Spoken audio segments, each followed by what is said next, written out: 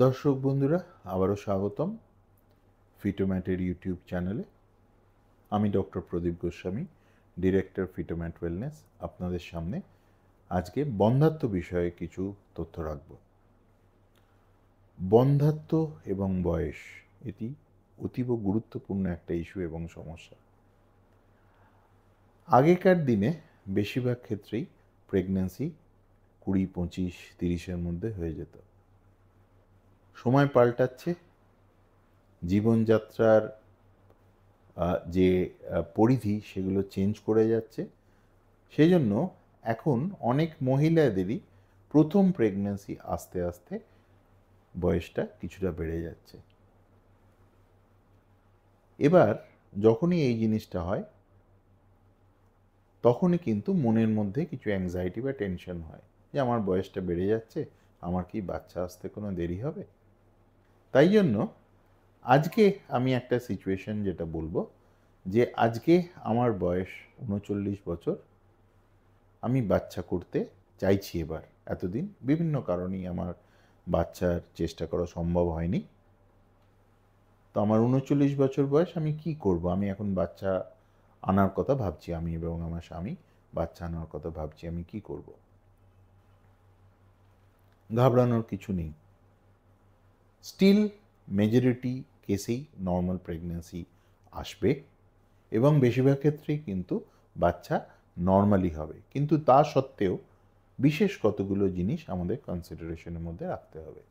আমরা জানি যে বাচ্চা আসতে জরায়ু ফ্যালোপিয়ান ঠিকঠাক থাকতে হবে, ডিম্বাণুর কোয়ালিটি এবং কোয়ান্টিটি, এগসের কোয়ালিটি এবং কোয়ান্টিটি ঠিক থাকতে হবে, এবং বীর্য বা সিমেন তারও কোয়ালিটি এবং কোয়ান্টিটি ঠিক থাকতে হবে। এগুলো যদি সবই ঠিক থাকে তাহলে অনেক অ্যাভারেজ মহিলার ক্ষেত্রে, যে কোনো বয়সের মহিলাদের ক্ষেত্রে, পার্টিকুলারলি কম বয়সের ক্ষেত্রে কেউ যদি চেষ্টা করেন, বাই 1 year 85% শুড কনসিভ। কিন্তু বয়স যত বাড়ে এই যে পার্সেন্টেজটা কিন্তু কমতে থাকে।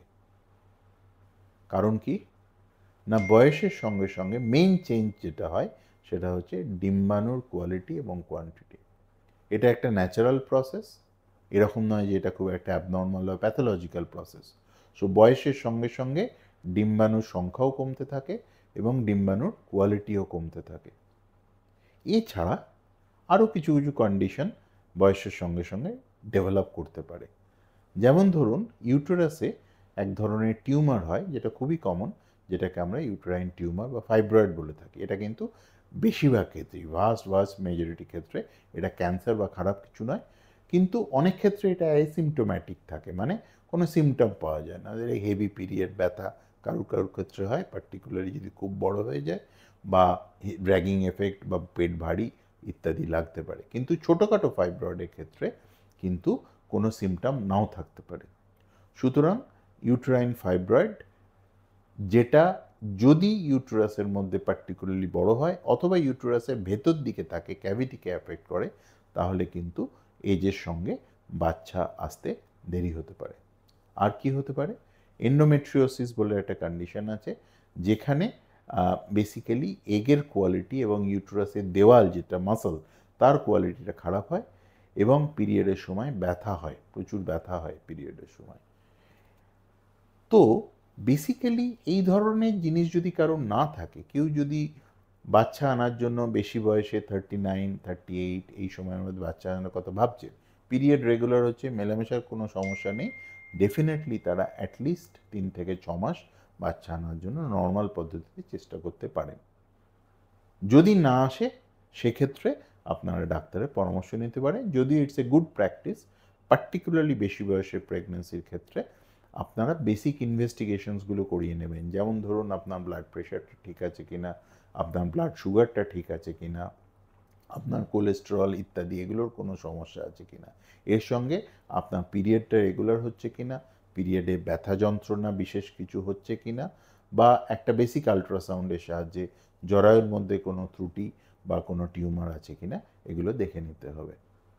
এগুলো যদি সবই ঠিকঠাক থাকে তাহলে ইভেন 38, 39 বয়সের মহিলারাও কিন্তু আপনারা অ্যাটলিস্ট 4-6 মাস নিজেদের মধ্যে নর্মাল পদ্ধতিতে চেষ্টা করতে পারেন। কিন্তু এই ধরনের সিমটমগুলো যদি থাকে, পিরিয়ড ইররেগুলার হচ্ছে, পেটে ব্যথা হচ্ছে পিরিয়ডের সময়, মেলামেশার সমস্যা রয়েছে, other medical problems like diabetes, hypertension বা অন্য কোনো মেডিকেল প্রবলেমস রয়েছে, তাহলে কিন্তু আপনারা সময় নষ্ট করবেন না এবং সঠিক সময়ে তাড়াতাড়ি বন্ধ্যাত্ব বিশেষজ্ঞদের সঙ্গে যোগাযোগ করুন, যাতে করে এই হেল্পটা আরও তাড়াতাড়ি করতে পারে। আর একটা জিনিস, বেশি বয়সে প্রেগনেন্সির ক্ষেত্রে একটা গুরুত্বপূর্ণ জিনিস হচ্ছে যে ডিম্বাণুর বয়স বা এজ। দেখা গেছে বেশি বয়সের মায়েদের ক্ষেত্রে বেবি বা ফিটাসেরও কিন্তু কিছু কিছু সমস্যা বা প্রেগনেন্সি চলাকালীন কিছু কিছু সমস্যা হতে পারে। তার মধ্যে নোটেবলি সবথেকে গুরুত্বপূর্ণ হচ্ছে ডাউনস সিনড্রোম। মায়ের বয়স যদি বেশি হয় তাহলে 21 নম্বর ক্রোমোজোম এর একটি বিশেষ সমস্যা হয়, যেটার সাহায্যে, যেটাকে আমরা অ্যানুপ্লয়েডি বা ট্রাইসোমি 21 বা ডাউন সিনড্রোম বলে থাকি। এটি এমন একটা কন্ডিশনস যেখানে বাচ্চারা হবার পরে জানা যায় যে তারা নর্মাল লাইফ লিড করতে পারবে না, তাদের বুদ্ধি এবং বিকাশটা ঠিকঠাক হয় না, পড়াশুনো থেকে শুরু করে কাজকর্ম থেকে শুরু করে নর্মালি তারা করতে পারে না, তারা বেঁচে থাকে অনেক ক্ষেত্রেই 30-40 বা ততোধিক বয়স অবধি এবং খুবই লাভিং চাইল্ড হয়, কিন্তু নর্মাল লাইফ লিড করতে পারে না। এটি কিন্তু মায়েদের বয়সের সঙ্গে অঙ্গাঙ্গিকভাবে জড়িত। সুতরাং প্রেগনেন্সি প্ল্যান করার জন্য বেশি বয়সে প্রেগনেন্সি ক্ষেত্রে এই কথাটাও মাথায় রাখতে হবে। যদিও প্রেগনেন্সি আসার পরে খুব গুরুত্বপূর্ণ এবং খুব সলিড টেস্টিংয়ের মাধ্যমে 3 থেকে 4 মাসের মধ্যেই কিন্তু এই জিনিসটা বোঝা সম্ভব হয় যে ডাউন সিনড্রোম বাচ্চাদের মধ্যে আছে কিনা। এছাড়া আর কি কি আসতে পারে, যেমন যদি কারোর প্রেগনেন্সি আগে থেকেই ব্লাড প্রেশার বা সুগার থাকে, সেটা প্রেগনেন্সিতে আরও ডেটেরিয়েট করতে পারে এবং এই কন্ডিশনগুলো সঠিক মেডিসিনের মাধ্যমে অ্যাডজাস্ট করে নিয়ে প্রেগনেন্সিতে এগুতে হবে, মানে প্রি প্রেগনেন্সি স্টেজ থেকে এগুলো কন্ট্রোলটা করে নিতে হবে। সব ওষুধ প্রেশার বা সুগারের কিন্তু প্রেগনেন্সি চলাকালীন নেওয়া যায় না। আর কি রিস্ক থাকতে পারে? There are increased incidence of foetal congenital abnormalities.